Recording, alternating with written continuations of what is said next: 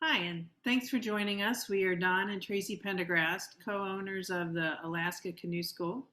And last week we gave a slideshow for the Fairbanks Paddlers to a full Zoom crowd, and many people weren't able to join. So we're redoing the presentation and recording it to make it available for you to view at your convenience, and we hope that you enjoy it. Well, a trip begins with an idea and an invitation, and we got a telephone call from Jack Mosby, the trip leader, and he invited us along on a trip on the Chandalar River. The trip would essentially cover the North Fork of the Chandalar River, the Middle Fork of the Chandalar River, and the East Fork of the Chandalar River. It would be about a month long and cover a distance of about 500 miles. So we had never done a trip this long in time or distance, and we didn't really know the people involved in the trip very well. We also hadn't spent any time in this particular part of the Brooks Range. So we had some questions, but we were ready to go. So the plan is to start on the Middle Fork off the Dalton Highway at the Chandalar Shelf and float down to the confluence of the Middle Fork of the Chandalar River, be picked up in an airplane, flown to the headwaters of the Middle Fork, float down to the confluence of the East Fork, be picked up again, flown to the headwaters of the East Fork, float down and come out and end our trip at Venati and fly home. Of course, a trip this long and far, the logistics can be a bit of an undertaking. So we embarked on getting ready. We needed some flights, and Jack Mosby arranged all the flights. He arranged for us to fly, do our shuttles up into the different forks with Coyote Air and their Beaver on wheels. And then he arranged our charter out of Venati to fly back to Fairbanks and with Right Air Service. And he just figured that a charter was no more expensive than regular seat fare with all our extra baggage. The shuttle was a long one. It was 225 miles one way. We left on June 21st and drove up to Coldfoot on the Dalton Highway. Spent the night there, and the next day we got up and drove to the Chandalar Shelf and unloaded all our stuff. And this was possible in large part because of our friendship with people and coworkers with people in Coldfoot. So we stayed with Bob and his dog Sawyer, and then he and other folks helped us with the car shuttle. Eventually, they drove them all the way back to Fairbanks, so they were waiting for us when we flew out a month later. Food was more complex just because we had so many days, and we divvied it up into sections and had opportunities for resupplies. So the organization was more complex at the start. Of course, we needed boats that we could get into airplanes, so we brought some inflatables and some foldables on this trip. And then gear, there was a lot of gear. Of course, everyone had their tent and sleeping bag. We also decided not to combine kitchen gear, so everyone had their own cook kit and stove. We also didn't do our food together, and we did have some group gear. For Donna and me, the weight was a really big issue because we were both in a boat along with our gear. And then for all of us, we had to be concerned about weights for flying on our shuttles. And the crew. The guy in the middle is Jack Mosby, our own Captain Jack. And Jack is a well known paddler. In fact, he did indeed write the book. In the 70s and 80s, Jack worked doing river recreation surveys and published the Alaska Paddling Guide, which is a book that came out of there. And he also worked for the National Park Service as the head person for the Rivers, Trails, and Conservation Assistance Program. So, if you have ever paddled on a river in Alaska or walked on a trail in Alaska, you have Jack Mosby to thank for that experience. He really has been everywhere and done almost everything. The guy on the far right in this picture is our chief medical officer. That's Dan Burns, who grew up here in Fairbanks and I think graduated from Lathrop High School. He no longer lives in Fairbanks, but Dan is a registered nurse as well as being an excellent paddler and paddled like all over the state.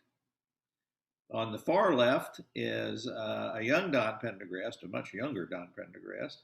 And I believe at that time, retired from the National Park Service. And Tracie in the middle there you were still working for the National Park Service, I believe. So we both worked at Gates of the Arctic National Park. So we had plenty of experience on Arctic rivers like the Chandalar, but we'd never floated on the Chandalar. So that's our crew. I want to take just a moment to show you where we started, a place called the Chandalar Shelf. The highway, Dalton Highway, goes through Adigan Pass and over the Continental Divide right here. So any water falling north of that point goes into the Arctic Ocean. This is where we started, right on a little stream that runs across the Chandalar Shelf and out to the east. Also of some significance is the divide here between the Chandalar watershed to the east and the Koyukuk watershed to the west. So there's a lot of geography happening right on the Chandalar Shelf, and it's really the country is very well worth taking a look at, even if you're not going to paddle a trip like this. Just hiking around in this country is pretty astonishing.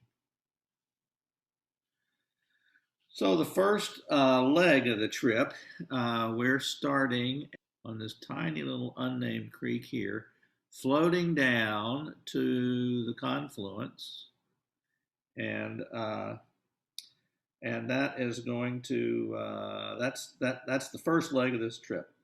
So we put in on this, as you can see, pretty small stream, and that was on June the 22nd of 2009, and we begin.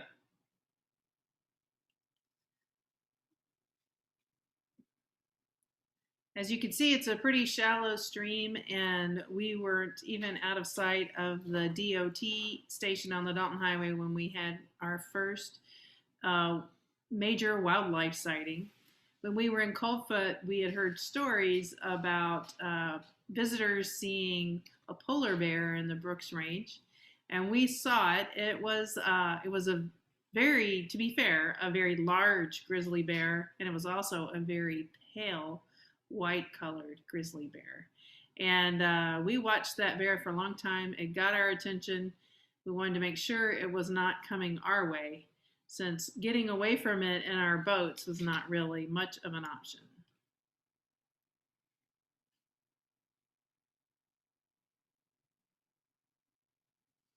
So every once in a while the water would come together and we'd have enough water to hop in and paddle, or until we ran aground again, we'd hop out.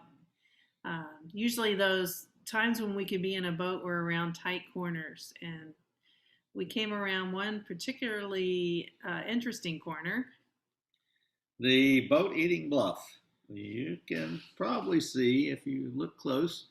The bluff is made of razor sharp shale, and the water just pushes you right into that bluff. So the result was we got a big slash in our inflatable boat, and Dan got a big cut, several big cuts actually, in his folding boat. So we stopped. Sort of an unplanned stop, but absolutely necessary, and spent time repairing our boats.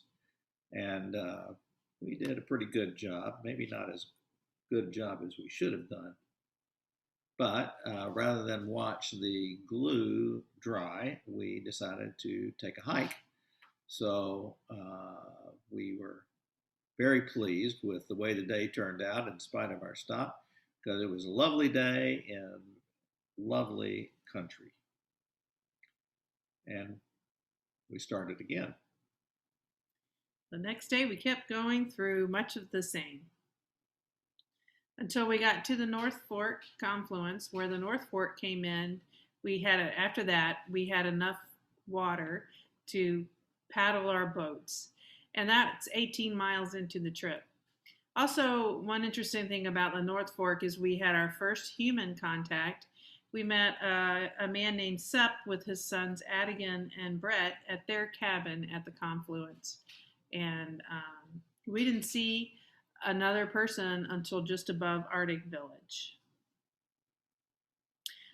So we got more water. Unfortunately, we were continuing to lose air out of our boat, the Jumbo. So we ended up having to pull over early there that day and have another emergency camp so Don could do some more glue repair on our boat.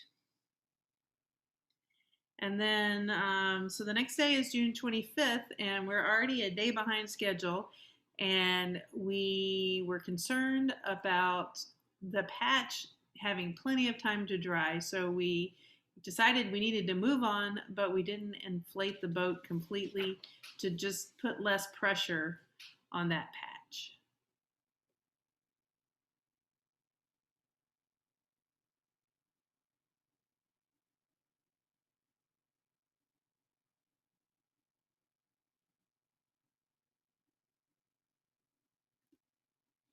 We had some terrific wildlife sightings, most especially in the upper part, a lot of waterfowl and or birds in general. And I believe by that time, just a few days into the trip, Tracie had counted 8 moose. And then we had a very interesting grizzly bear encounter. And it sort of went like this. We were spread out along the river, Jack leading, and he floats by. The river carries him by a sow and her 2 cubs. And these are not little cubs, these are cubs that weigh 3 or 4 or 500 pounds. They're big cubs. And she doesn't even look up, she doesn't notice them. They're all sort of grazing there. And then Dan floats by the grizzly bear, and she doesn't notice him. And then they round a bend, and now they're upwind of the grizzly bear. So she catches their scent, and she looks up and sees Don and Tracie paddling right toward her. So she then, like, runs through the textbook displays of an agitated grizzly bear. First, she gets up on a mound of high ground, turns sideways to us to show how big she is, right out of the book. Then we keep floating toward her. She begins to huff at us, right out of the book. And then she pops her jaws loudly to let us know that she means business and she doesn't like us continuing to approach her. And then she sort of signals to her 2 cubs that there's danger in this situation and run away. And they run up the hill. And then she sees that we are not any threat. We're not like chasing their cubs or anything. So then she follows the cubs up and over the hill, and a nervous Don and Tracie float by this spot. So it was really quite a remarkable textbook display of, or textbook example of a grizzly bear, an agitated sow display. It's quite good. The next day, we got up early in the morning so that we could try to reach the Chandalar Lake before the winds kicked up. And as you can see, there are white caps as we enter the lake. So we didn't make it in time, but pretty quickly everything smoothed out and it was beautiful, glassy calm. Chandalar Lake is about 5 miles long and a mile wide. It has an airstrip, cabins, some mining camps there. We were mindful of needing to move on through, and we didn't spend any time exploring the lake sides. We just moved right on through. But we got down to the end and went out the other side of the lake, and the river once again got smaller, and we went through some class 2 rapids on our way down to the big unrunnable rapids. Jack, while he was doing research for the trip, had come across a trip report in which they reported there were unrunnable rapids below Chandalar Lake. They're about 10 miles below Chandalar Lake. We stopped at lunch, got suited up, started on down the river to go check out what we were going to find there. And we did we checked out the portage, scouted the rapids, looked at the lining possibilities, and lining just absolutely was not a possibility. The water was shore to shore with slippery rocks and shrubs, and the portage was up and over a mile, and so we decided we didn't want to portage. We were all going to go for it. So Dan went first, and he got out. He did very well, but did get into the wave train and took on some water. And then Jack went second, and again he got through just fine, but he too sort of hit that wave train at the bottom and took on some water. And then it was our turn. And sadly, there are no photographs of our run, and we had a plan to do this. We were going to take pretty much the same line that Dan and Jack did, which is mostly to stay to the right of the wave train that you can see down there. And you'll recall that we had been traveling in an underinflated boat. And that oversight there would disappoint us on this particular run. So we began the run okay. We didn't quite keep as far river right as we wanted to. We began to get into the wave train. And when we did and hit some of these big standing waves and holes behind them, the boat folded in half. It just tacoed, and we went over. And so we're swimming down through this wave train, holding onto the boat. And Jack Mosby makes the most astonishing rescue rope throw I have ever seen. It's like 50 feet long. We're in the middle of this wave train. Hits us, boom, right away. I mean, just the perfect throw.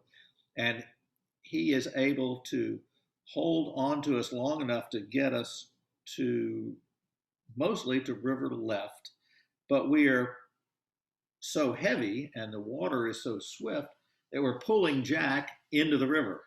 So he has to let go of the rope, and he's yelling some instructions to us, which of course we can't hear because we're in the midst of this maelstrom here.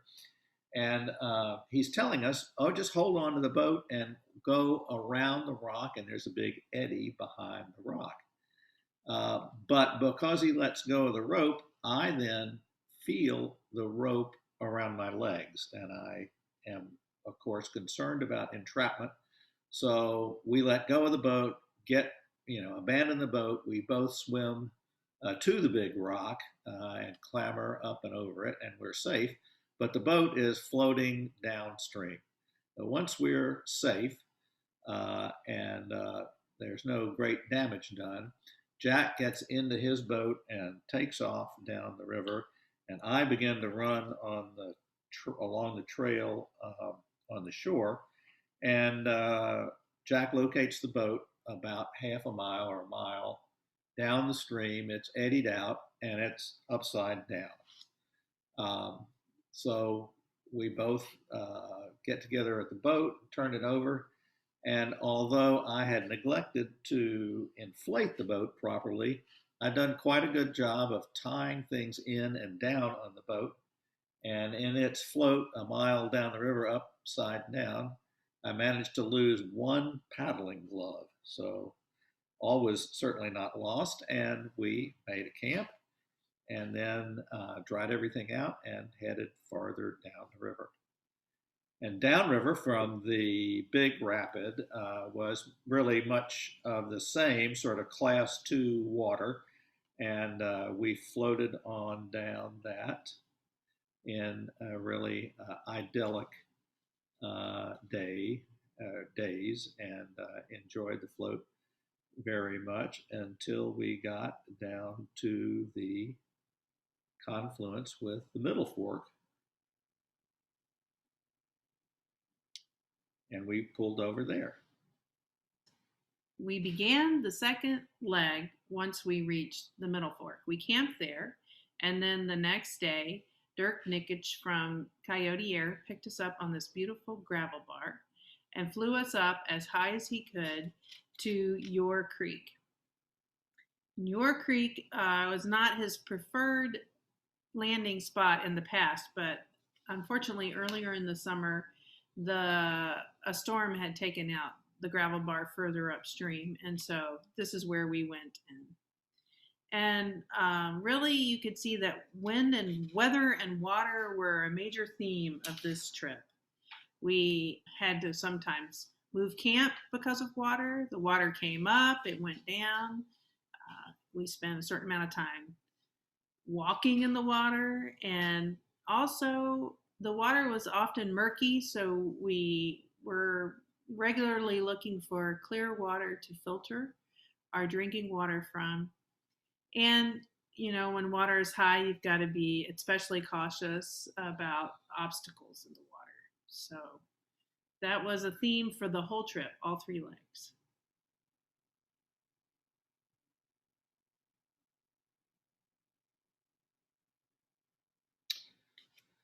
We're in the middle of the Brooks Range in the middle of the summer, and that means we're going to be in the middle of mosquitoes. But we were well prepared. Everybody had either head nets or bug jackets, is what Tracie and I prefer to have. And one of the great pieces of gear that Jack brought along was a great big bug tent, so we could take our meals or just hang out in camp inside that bug tent.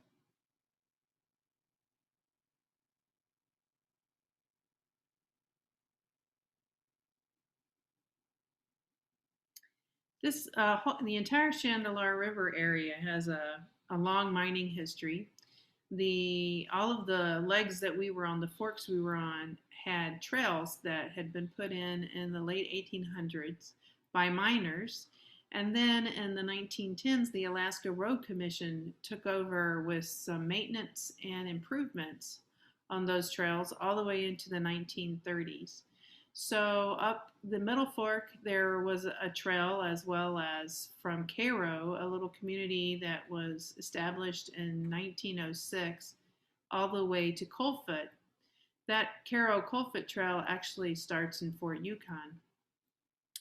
And along these trails, there were shelter cabins put in that the Alaska Road Commission maintained for a while. And in 1923, they also installed a number of these trams across the rivers. We didn't see any of them but this one, and this one, as you can see, is a hazard to be aware of. It's located pretty close to where the Middle Fork comes back into the main channel of the Chandalar. Once we got on the main channel, we just floated down to a good camping spot. And good camping spots were hard to find. This was really sort of surprising to us. We're used to fairly good gravel bars. The water had been high that summer. And so sometimes we camped in mud or we camped in large cobble rather than nice, evenly graded pea gravel. So the camping was a little bit sketchy. It was good enough, but it wasn't perfect, the perfect gravel bar camping that we'd grown so accustomed to. I want to just illustrate to you the various opportunities, or really the various access points along the various forks of the Chandalar River. We started out here on the Chandalar Shelf, so it's easily accessed right on the highway, and we floated by Chandalar Lake, and there's a big airstrip right at the Chandalar Lake because there's a bunch of people with cabins there. And we also eventually floated by Arctic Village here, and there's an airstrip at Arctic Village. And we wound up our trip in Venati, which has an airstrip as well. And that's where, although that's where we ended our trip, one could float from Venati past Beaver and Stevens Village to the Yukon River crossing, another road accessible spot. So if you wanted to do a road to road trip, you could float from the Chandalar Shelf all the way to the Yukon crossing, a very ambitious trip.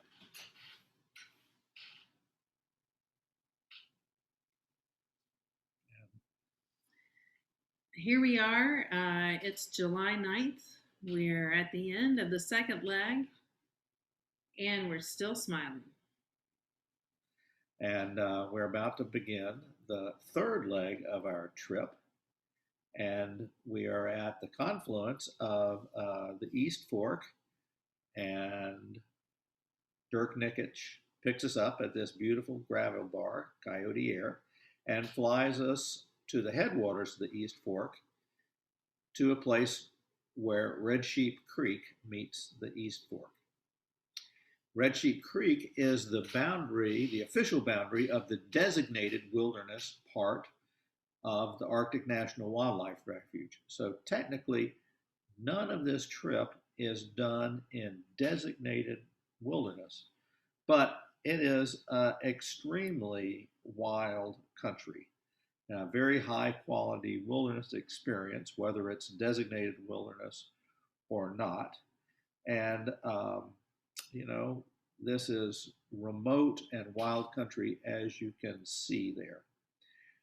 As we begin our trip again, we have to inflate the boats. At every juncture, every end of the leg and beginning of the leg, we've got to break down the boats, pack our gear, get it in an airplane, have it shuttled to the next point, and then reverse all that and build the boats again. Up at the East Fork, not only did we get new food for our trip, we also got a new group member. By this point, we've been together about 18 days, and I imagine that it would be a little daunting to join a group of paddlers that has already been out together for that long. But Anne Hanley came out on our resupply and brought some more food and her boat. And that brought our group up to 5 people. And, you know, the more people you have on a trip, it changes your experience.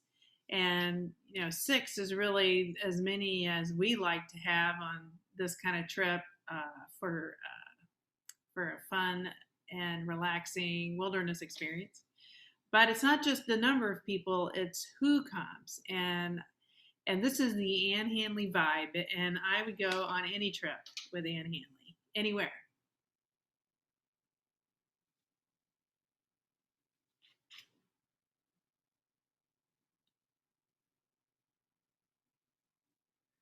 I like to refer to this as looking for love in all the wrong places. We had a musk ox sighting on the south side of the Continental Divide, on the southern slope of the Brooks Range, which is, for me, very unusual. I've never seen a musk ox there. I am told by people much more knowledgeable than I am that that happens, that a male musk ox will just sort of wander around looking for good habitat and looking for a mate, but this guy is pretty lonesome out there. So it was a great wildlife sighting, but I really wonder why he's there.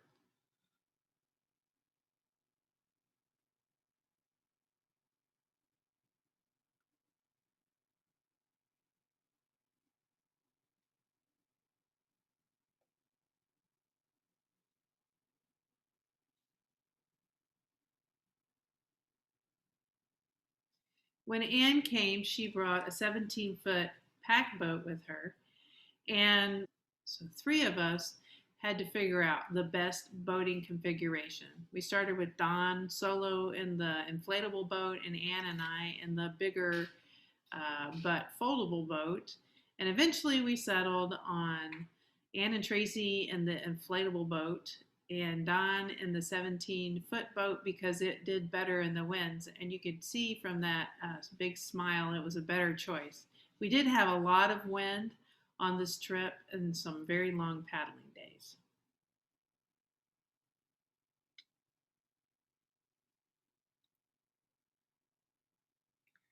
As we approached Arctic Village, we began to see these caribou lookout towers that the Gwich'in build well, obviously to look for caribou. Um, the Gwich'in are people of the caribou. Their culture is very tied very closely to caribou migration, and hence these caribou lookout towers. I want to show to you, take a moment to show you. This is Arctic Village here, and it is, in the middle of the Brooks Range, but it is located in this along this great big river plain that's wetlands and fairly flat, and it, stretches like so. So although they are in the middle of the Brooks Range, um, they have this like hunting paradise where there is seasonally available protein, no problem, and fuel. So there are caribou in here. There are plenty of moose in there. In the springtime, the waterfowl come and lay eggs in the wetlands, and it's an important salmon stream. So there's lots of protein available to people living in the Arctic Village. It's a little Eden in the middle of the Brooks Range, and there's spruce trees there, spruce and birch trees. So there's fuel and wood for building things. It's just a perfect little place. You can see here the flatlands that are in the river plain that are surrounded by the mountains of the Brooks Range. We came to Arctic Village early in the morning, and this is just upriver from Arctic Village, is where we saw our next human beings on the trip. We saw a motorboat, and but we passed the village early in the morning and we didn't really pull in because of the time of day, and also we were concerned about making time to get to our takeout at Venetai. So we carried on beyond Arctic Village and put in these long days.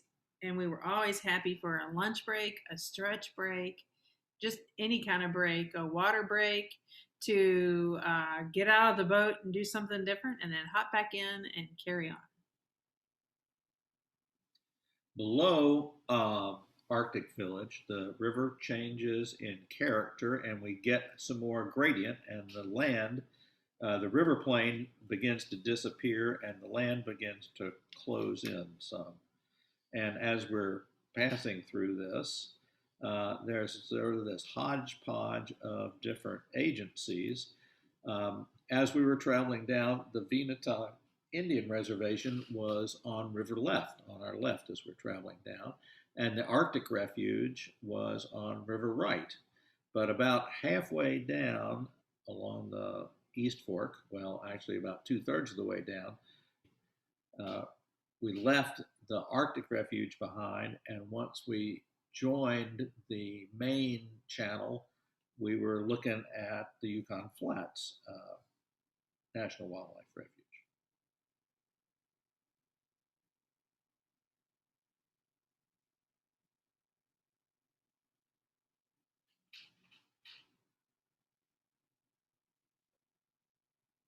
As we were traveling along, heading ever closer to the Chandalar Canyon, we started seeing evidence of past wildfires and the wildflowers that were on the hillsides. Fireweed was visible up close and far in the distance.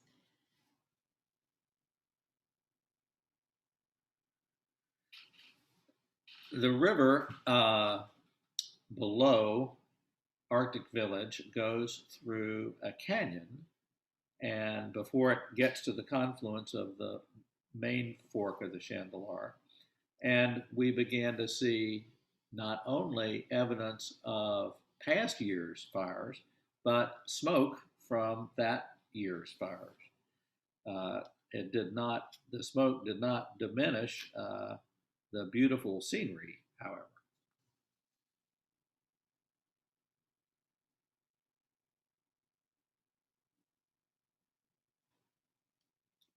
As we left the canyon, we also were leaving the East Fork, and pretty quickly we found ourselves back on the main channel. And this seems like a really good spot to mention that when we took this trip, all of the forks were named as we've been naming them: the North Fork, the Middle Fork, the East Fork, and the main channel was the Chandalar River. But since that time, these different forks have been renamed back to their traditional names. And so the Middle Fork, oh wait, sorry, the North Fork and West Forks are called the Tidrinjik, and the Middle Fork is the Chidrinjik. And they have been officially changed back to these names. The East Fork is still the East Fork on maps, but it also has a traditional name that I really need someone to tell me how to pronounce before I give that a try.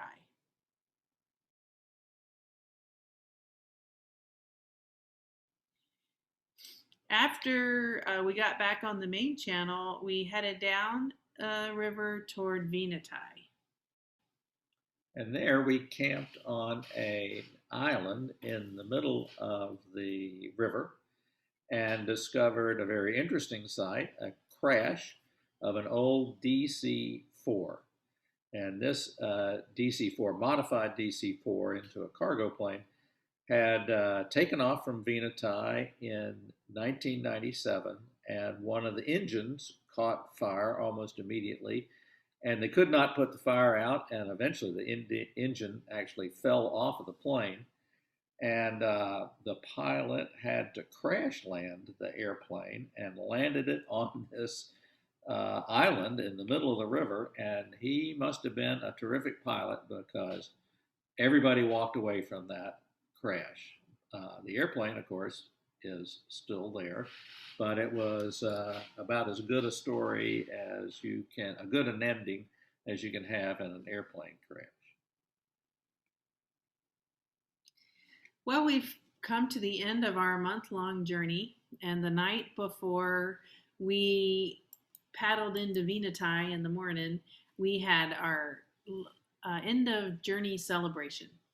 This included a potluck of all the yummy food left over after being on the river for a month. You can imagine how delightful that was. And we also had several contests. One was Best Ring Around the Collar contest, and we won't talk about who won that. And we also had the Most Important Gear contest. Everyone nominated a piece of gear. The tarp and the bug tent were both nominated, as were the boats. The boats won because the argument was you couldn't have the trip without the boats. But the bug tent and the big tarp were a very close second. We really had a great trip, and as a part of our final celebration, Anne and I wrote a song. It was to some well-known tune, but I didn't make a note of the tune in my journal, so I have no idea what the tune was, but I do have the lyrics. And here they are. the mighty Chandalar River.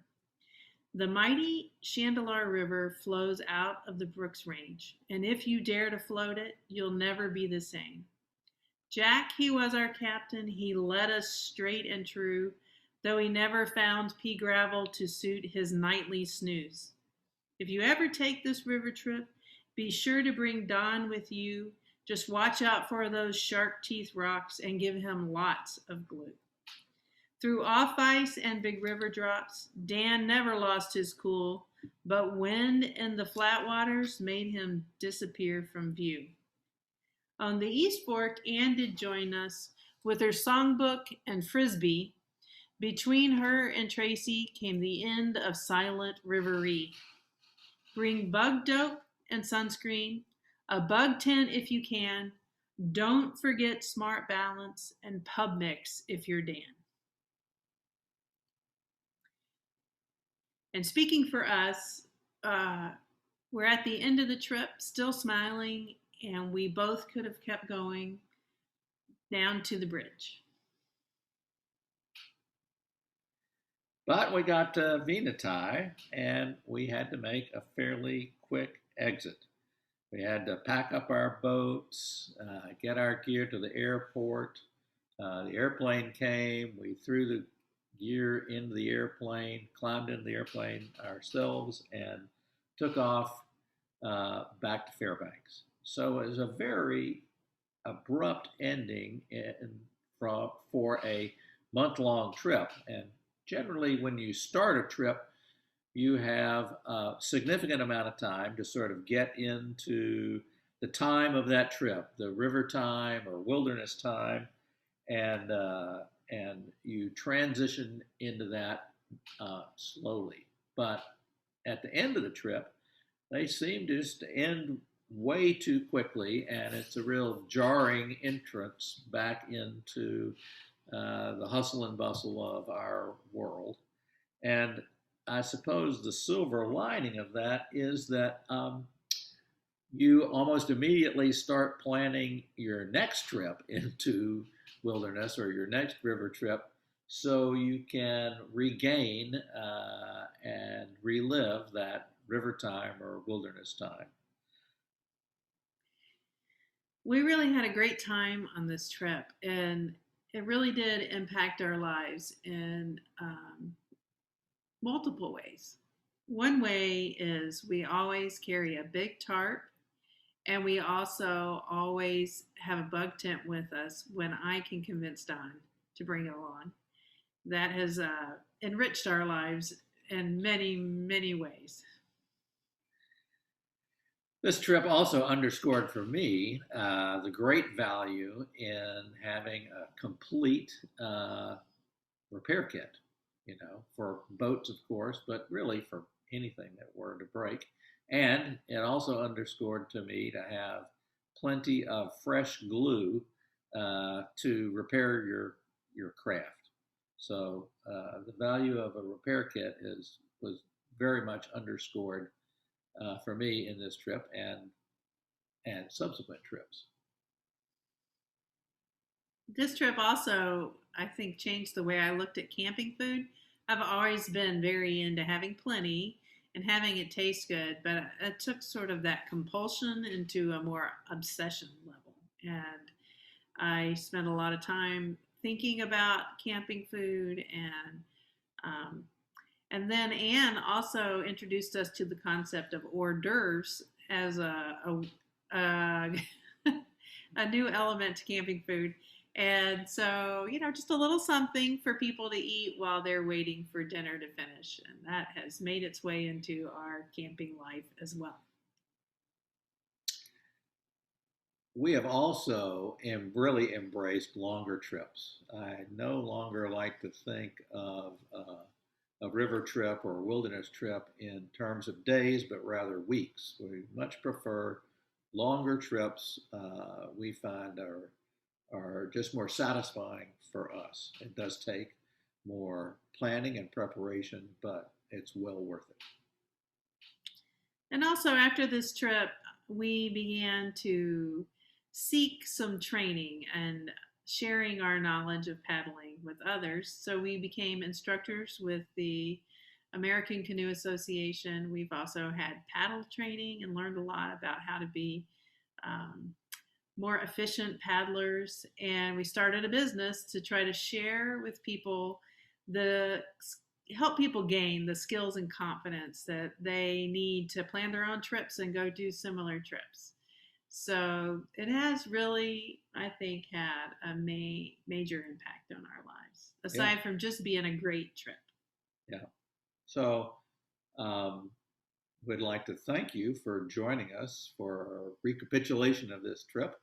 And we hope to see you on the waterways and hope that you will take the opportunity to spend time in our terrific Alaska wilderness, our wild Alaska. Thank you very much for joining us, and good night.